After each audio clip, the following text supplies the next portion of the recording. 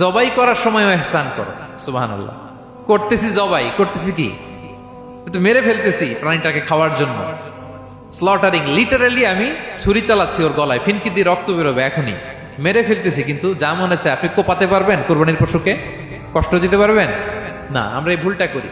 রাসূল সাল্লাল্লাহু আলাইহি ওয়াসাল্লাম দেখেন আরো স্পেসিফিক করে বলছেন যে ওয়ালিয়ুহিদ্দা আহাদুকুম শাফরাতাহু ওয়ালিয়ুরিহ যাবিহাতাহু, তোমরা জবাইয়ের সময় তোমাদের ছুরিটাকে ধার করে নিও, যাতে করে প্রাণীটা কম কষ্ট পায়। সুবহানাল্লাহ। আমরা অনেক সময় ভুল করে ফেলি। আমরা গরু শোয়ানোর পরে এই রশি কোথায়, এই ছুরি কোথায়, এই কষাই কোথায়, এই যে 7 জনের নামে জবাই হবে এদের নাম কোথায়, গরুটাকে আমরা কষ্ট দিচ্ছি। রাসূল সাল্লাল্লাহু আলাইহি ওয়াসাল্লাম বলে না, মুমিনের প্রতিটি কাজে ইহসানের পরশ থাকে। তারা প্রাণী জবাই করবে ঠিকই খাওয়ার জন্য, কিন্তু এখানেও ইহসান করতে হবে, ঠিক কিনা?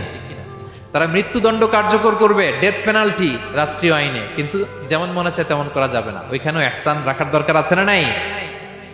প্রিয় ভাইয়েরা, এই ইহসানকে যারা মেনটেন করে জীবনের সব কাজে, আল্লাহ তাদেরকে বড্ড ভালোবাসে, বড্ড পছন্দ করে। সো আমরা যেন সবাই সবার প্রতি ইহসান করি। স্বামী স্ত্রীর প্রতি ইহসান করুন, স্ত্রী স্বামীর প্রতি ইহসান করুন, বাবা সন্তানের প্রতি, সন্তান বাবার প্রতি, পরিবারের সকল সদস্যদের প্রতি ইহসান করুন, কর্মচারীদের প্রতি ইহসান করুন, সহকর্মীদের প্রতি ইহসান করুন। মুমিন জীবনের প্রতিটি কাজে ইহসানের পরশ থাকবে, কারণ ইন্নাল্লাহা ইউহিব্বুল মুহসিনিন। আল্লাহ তাআলা মুহসিনদের